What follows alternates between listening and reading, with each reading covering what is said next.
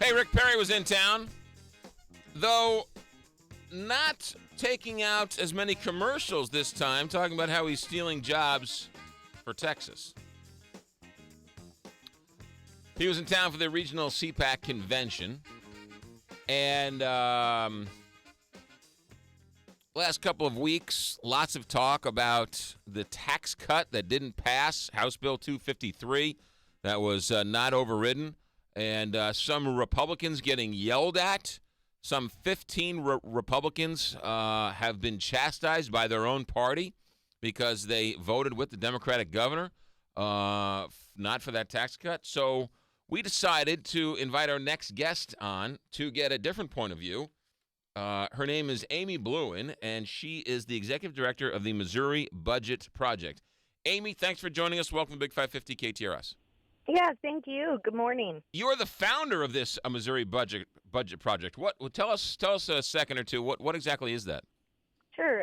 We work on fiscal issues in the state budget and tax policy issues, and try to improve the public policies decisions that Missourians make in order to help all of us to improve the quality of life for all Missourians. Is it skew liberal, conservative? What's your political bent? Well, if we skew one way or the other, we believe that, we need investments in quality services in order to be able to succeed. They provide the foundation of our society, of our economy, and to, help our communities really thrive. But I wouldn't necessarily, say that's liberal or conservative. All right. Lots has been brought up about Kansas and how since Kansas put in their tax cuts, we're going to lose all of our jobs to Kansas. What has been the reaction to the Kansas cuts? What's happened in Kansas, and how many jobs have moved from Missouri to Kansas because of those tax cuts? Sure. Well, Kansas is not doing very well. As you can imagine, they made a significant cut in their income tax. They did, even with that cut, make a $300 million per year increase in sales taxes. They have, even with that increase in sales tax, been cutting services to the extent that K through 12 funding will drop by at least $300 per pupil in the next 2 years. And higher education has faced so many cuts that they have increased tuition by almost double digits. And that's a significant increase for middle-income families to be able to access higher education. But what we've seen in the data in terms of jobs is that it's not having the economic impact that Kansas expected.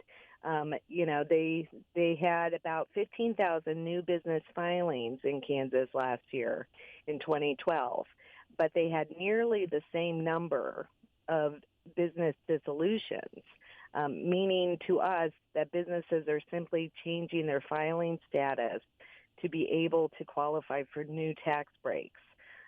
Really, it's no different than utilizing various tax credits to try to lure companies into a certain investment.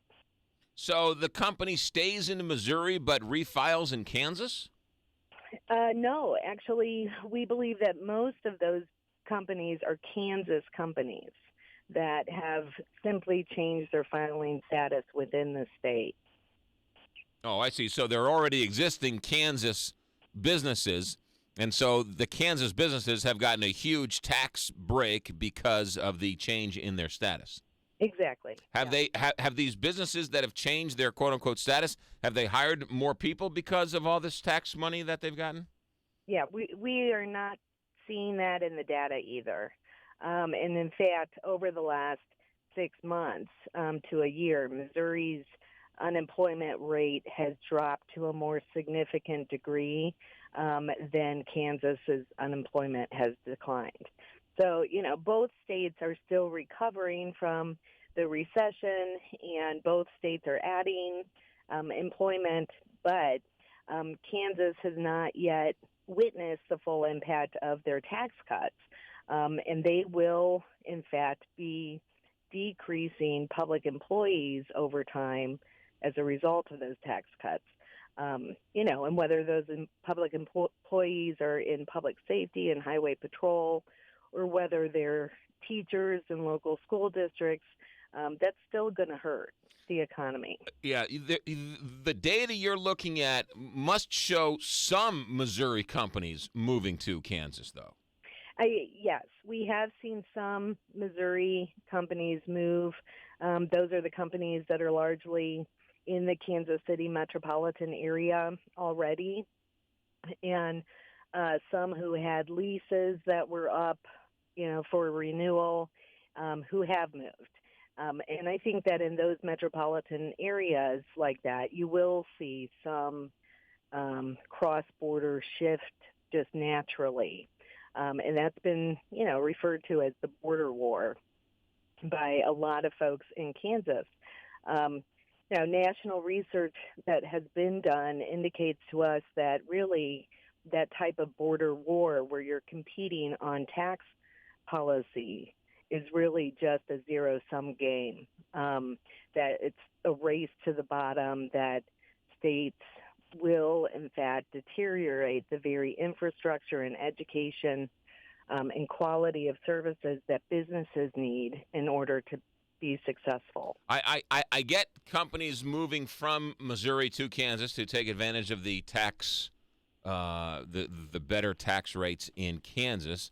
And so I get why Missouri would lose and Kansas would prosper. So are Kansas companies moving to Missouri because we have better, quote-unquote, educational opportunities and businesses thrive in where the better roads and better infrastructure and better services? We aren't seeing that type of impact in Kansas yet. Or in Missouri yet, because it's frankly just been too little time. But the proponents of these types of tax cuts really push the concept that, this will be, reducing taxes will be an immediate shot of adrenaline for the economy. And in fact, real life has not indicated that is true. And Kansas certainly is not seeing its economy boom because of their tax cuts, and they're faced with significant reductions in services that all Kansans need and rely upon. And in Missouri, we know that we've seen research. There's a plethora of research, actually, from nationwide that indicates that states that have higher investments in education, higher quality of education, increased access to higher education, those are the things that businesses are looking for. They're looking for, entrepreneurs in particular are looking for an environment where they can create new jobs, and new growth, and be a new part of a new economy. This type of border war related to tax policy doesn't create that. What it actually creates is just who can bid the lowest in terms of their tax policy to be able to steal jobs or poach jobs from other states. It's not really about creating a new economy. Amy Blouin, our guest, Executive Director of the Missouri Budget Project. But if I'm a company and I make widgets, I sell widgets, whatever, and I don't have to be tied to any region, why wouldn't I go to the lowest tax state possible and then take my jobs with me? Because if you're a company, and all the national research indicates this as well, if you're a company, you're going to look for a few things. You're going to look for access to your customer base. You want to be in close proximity to that base.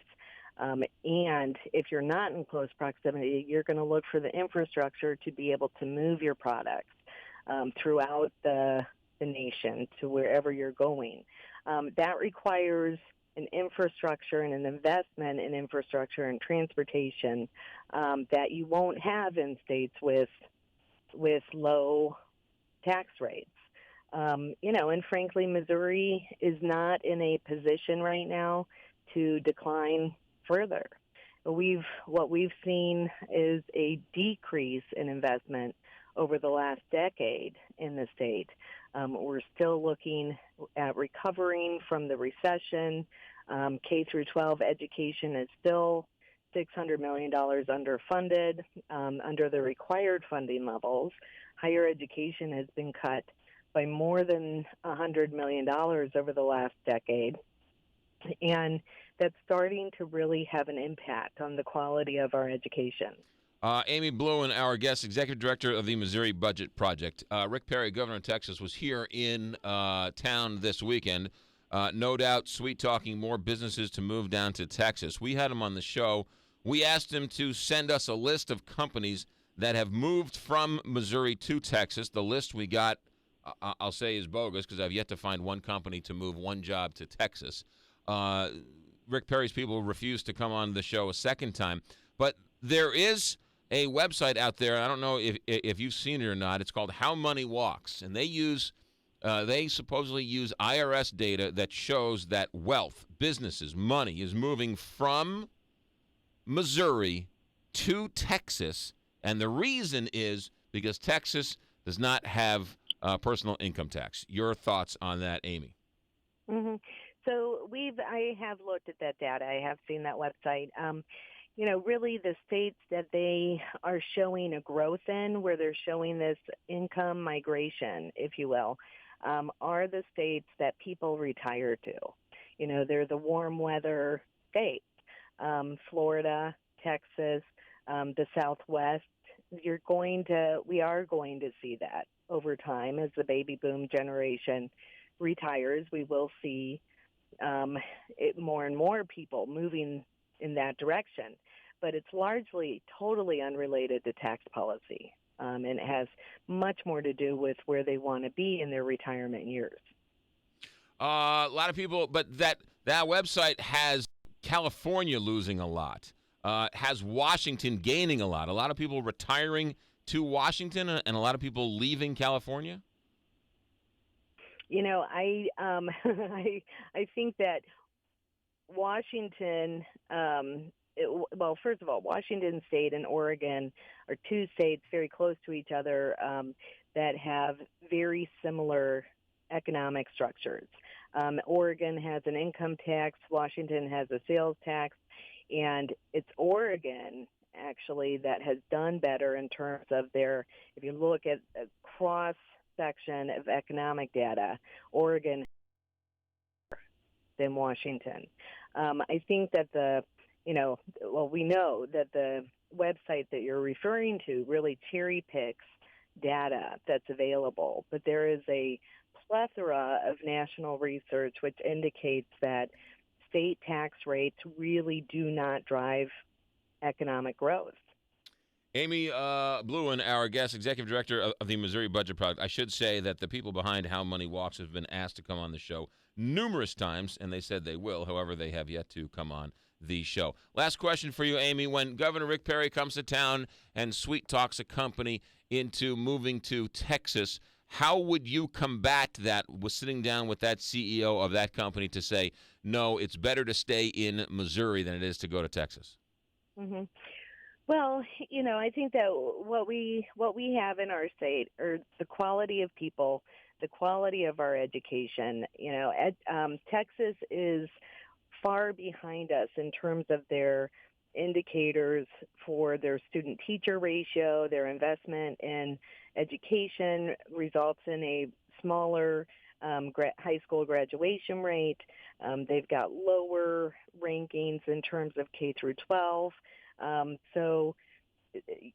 I think that those companies need to be aware that they're not going to necessarily have the workforce that they need when they go to Texas. Amy Blouin, Executive Director of the Missouri Budget Project. What's your website, Amy? It's www.mobudget.org. That's Amy. Amy, thanks for checking in. Have a good day. Thanks, you too. You got it. 9:24 here, Big 550.